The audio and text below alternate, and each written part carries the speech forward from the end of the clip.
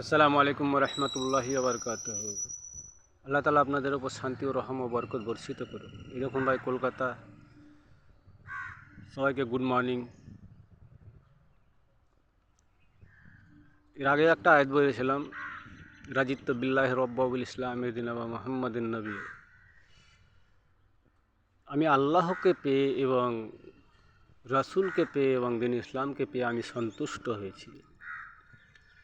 তাহলে যেই সমস্ত ব্যক্তিরা মন্দির মসজিদ নিয়ে ঝগড়া ঝামেলা সৃষ্টি করছেন, এটা হচ্ছে ভাই শুধু বড়লোকদের উৎক্ষিপ্ত করা, মানুষকে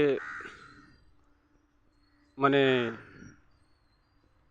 উঠিয়ে দেওয়া, যে গাছে উঠিয়ে দিলাম, উঠিয়ে দিয়ে আর নামাতে পারবো না, এরকম শব্দটা করছেন।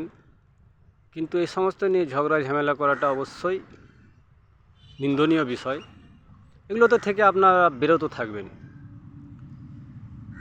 কারণ কোনো ধর্মের মানুষকে যে আশ্রয় দেবে না। কেউ হয়তো মসজিদে, এই দেখুন বাবরি মসজিদ নিয়ে কত অমুসলিম ভাই বোনেরা ফেসবুকে দেখা যাচ্ছে, তারা কে ইট নিয়ে যাচ্ছে, কে ব্রাহ্মণ, কে যাই হোক আল্লাহ আলম, আল্লাহ ভালো জানেন। তবে যেই হোক না কেন, কোনো ধর্মের লোককে আপনি অসম্মান করবেন না, তাহলে আপনি সত্যি মুসলমান হতে পারবেন বা হবেন।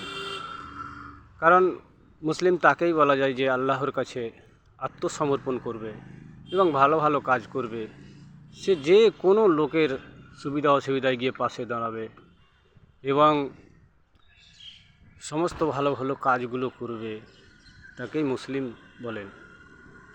আল্লাহর কাছে আত্মসমর্পণ মানে শব্দটা হচ্ছে যখন আমরা সলাতে রত অবস্থা হয়, তখন কি বলি? আল্লাহু আকবার। এটাই হচ্ছে আল্লাহর কাছে আত্মসমর্পণ। তাকবীরে তাহারিমার পর এটা হচ্ছে আল্লাহর কাছে আত্মসমর্পণ করা। যেমন আপনি দুনিয়াতে কোনো পুলিশ প্রশাসন দেখলে আত্মসমর্পণ করেন, হাত উত্তোলন করেন, স্যালেন্ডার হয়ে যান, তেমনই আমরা আল্লাহর কাছে আত্মসমর্পণ করে স্যালেন্ডার হই, তখন আমাকে মুসলিম হিসাবে পরিচিত আমার। তবে প্রচেষ্টা করবেন সবাই ভালো ভালো কাজ করে ভাই, এবং সমস্ত মানুষকে সম্মান করার চেষ্টা করবেন। করুন, আপনি মসজিদ করছেন তাই বলে আপনি কাউকে অসম্মান করবেন না।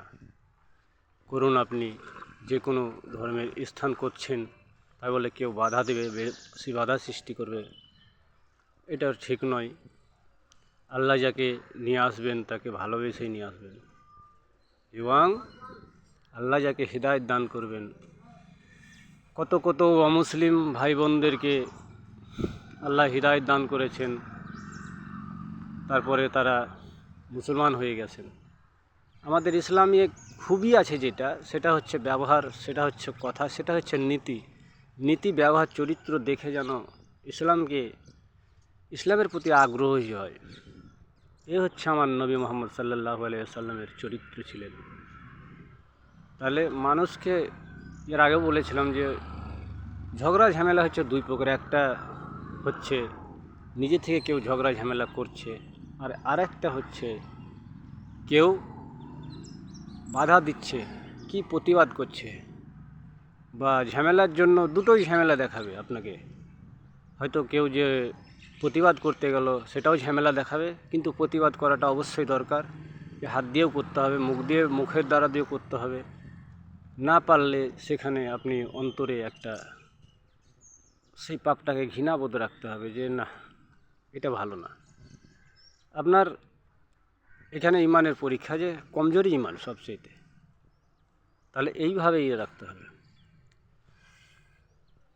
আশা করি আপনারা নিশ্চয়ই বুঝতে পারছেন কথাগুলো। অবশ্যই এই সমস্ত কথার প্রতি আমল করবেন। আসসালামু আলাইকুম রহমতুল্লাহি ওয়া বারাকাতুহু। সুবহানাকা আল্লাহুম্মা ওয়া বিহামদিকা আশহাদু আল্লা ইলাহা ইল্লা আনতা আস্তাগফিরুকা ওয়া আতুবু ইলাইক।